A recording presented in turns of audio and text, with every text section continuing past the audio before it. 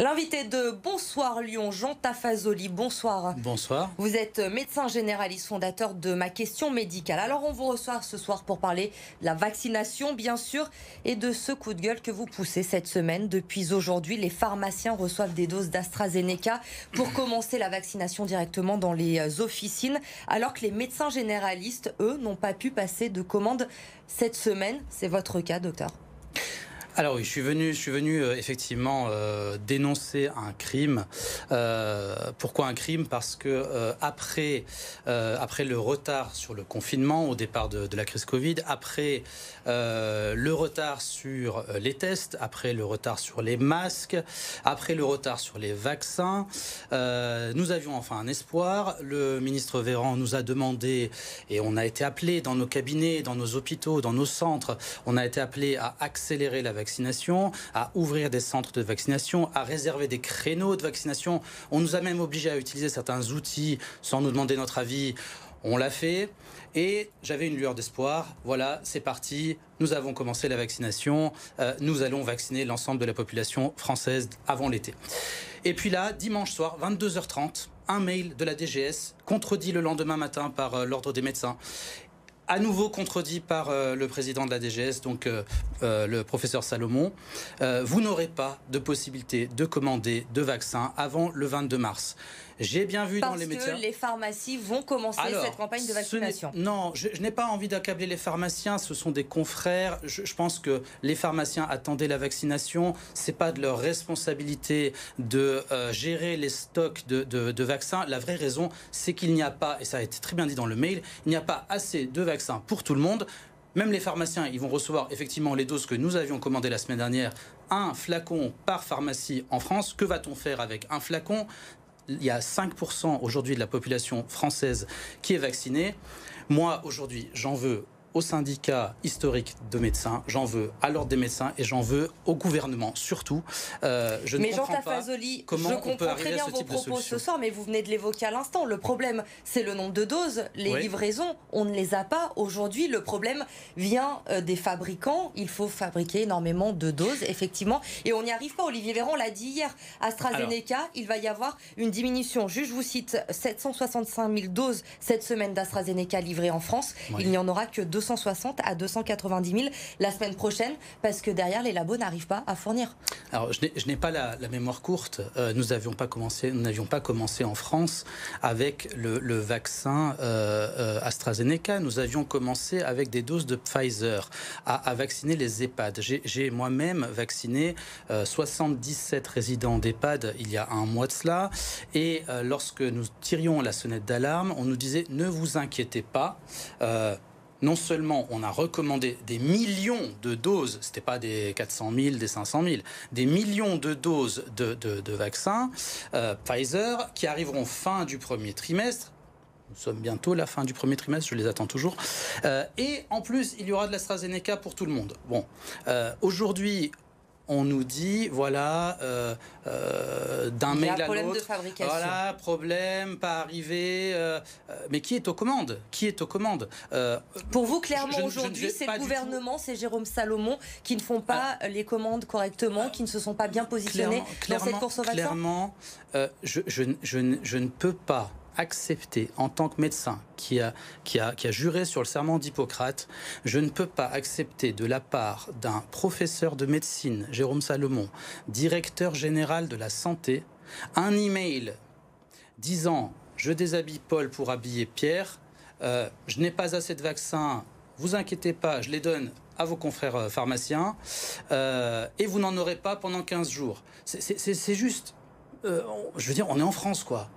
Mais finalement, le fait que ce soit les médecins plutôt que les pharmaciens, ou vice-versa, les pharmaciens plutôt que les médecins, vu qu'il y a un nombre de doses limité le plus important, Jean Tafazoli, c'est pas finalement que ces doses, que ce soit les pharmaciens ou les médecins qui les reçoivent, qu'elles soient administrées le plus vite possible quand elles sont disponibles. Qu'elles soient administrées le plus vite possible. J'écoutais tout à l'heure votre journal où une pharmacienne expliquait qu'ils prescrivent. Ils ne prescrivent pas, hein, il faut arrêter. Un pharmacien n'est pas prescripteur dans la loi, dans le code de santé publique. public, il y a 3 prescripteurs, les médecins, les dentistes et les sages-femmes. Les autres sont des professionnels de santé, avec tout le respect que je leur dois et avec tout l'appui que je peux apporter à mes confrères pharmaciens, avec certains desquels je suis associé dans ma société. Mais ceci dit, voilà, les pharmaciens, ils vont commencer à vacciner. Les infirmières, c'est en débat, pourquoi pas. Nous sommes en guerre, c'est ce qu'on avait dit au début du Covid. Donc, allons-y, vaccinons. Mais avec quoi ? 5% de la population française est vaccinée. Il y a 300 morts par jour en France du Covid. On est bientôt à 100 000 morts. Et avec les calculs actuels, avec le taux de vaccination actuel, on sera tous vaccinés à Noël prochain. Les objectifs du gouvernement, 30 millions de personnes vaccinées avant l'été, vous n'y croyez pas du tout ? Avec le taux actuel, tous les modèles montrent que c'est pas possible. Donc non, je peux pas y croire. C'est-à-dire que si on me dit il y a un flacon de vaccin par pharmacie en France cette semaine, que les médecins n'en ont pas, que les infirmières n'en ont pas, c'est même pas la peine de discuter en fait. Vous, personnellement, Jean Tafazoli, pour qu'on comprenne bien, vous aviez commencé évidemment la vaccination dans vos cabinets. Ouais. Donc cette semaine, vous n'avez pas eu de dose. Quand vous allez pouvoir reprendre cette vaccination ? Je pourrais reprendre la vaccination fin mars, après le 22 mars. Ça, c'est la réalité. Hein. La DGS, et je l'ai bien vu, et Olivier Véran ont tout de suite corrigé le tir médiatiquement en disant ne vous inquiétez pas, nous allons relancer la machine côté médecin. Là, pendant 2 semaines, plus de vaccination dans votre cabinet. Alors, moi, j'avais un flacon parce que j'avais commencé en décalé d'une semaine. Donc, je vais pouvoir vacciner encore cette semaine. Mais tous mes confrères n'ont pas fait cela et malheureusement, pendant 2 semaines, n'auront pas de vaccin dans les cabinets. Voilà. Une question également sur cette vaccination. J'aimerais avoir votre avis sur la vaccination obligatoire pour les soignants. On en parle beaucoup ces derniers jours. Vous y êtes favorable ? J'y suis plus que favorable. Je pense même qu'on a trop tergiversé, comme sur beaucoup de choses. Un coup chaud, un coup froid. Depuis le début de cette crise, le confinement est arrivé en mars, alors qu'on savait depuis décembre qu'on avait le Covid. Les masques sont arrivés en mi-avril. Les tests, on a vu l'imbroglio que ça a été cet été. Et là, on tergiverse pour savoir si les soignants doivent être vaccinés ou pas. Moi, personnellement, je suis vacciné. J'ai même déjà fait ma 2e dose. Je suis stupéfait de voir qu'on se pose encore la question, alors qu'effectivement, pour des pathologies comme l'hépatite B, tout le monde est vacciné. Vous avez été vacciné avec l'AstraZeneca ? J'ai été vacciné au début de l'arrivée des Pfizer, puisque je travaille également en EHPAD. Donc, lorsque j'ai vacciné mes résidents, j'ai pu être également vacciné, puisque vous savez, il y avait l'histoire de la petite dose supplémentaire dont j'ai pu profiter. Vous comprenez la réticence de certains soignants avec ce vaccin AstraZeneca ? Je ne la justifie pas, je la comprends parce que on a manqué de pédagogie, que encore une fois c'était le rôle du gouvernement.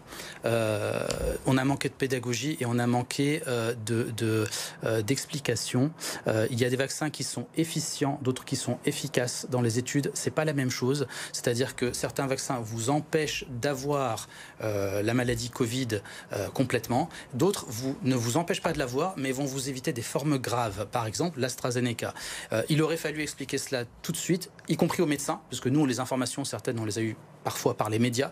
Et voilà, donc voilà où est-ce qu'on en est, voilà la colère. Réticence peut-être normale, mais tout de même, maintenant, il faut arriver à cette vaccination de tous les soignants, si je vous comprends bien. Voilà, il faut arriver à soigner tout le monde et il faut arriver vraiment à remettre du médecin dans la politique de santé. Il faut vraiment arriver à renverser toute cette organisation, ce millefeuille. Le 31 mars prochain, il y a des élections régionales là, aux URPS. Je me présente d'ailleurs sous la bannière de l'UFML. Et vraiment, pourquoi ? Parce qu'en fait, pas parce que j'avais un engagement ancien en politique ou autre, hein, pas du tout, mais parce que cette année, ça a été vraiment la petite goutte d'eau qui a fait déborder le vase pour les médecins. Quoi. Merci beaucoup Jean Tafazoli en tout cas d'avoir répondu à nos questions de m'avoir invité ce soir sur le plateau de BFM Lyon.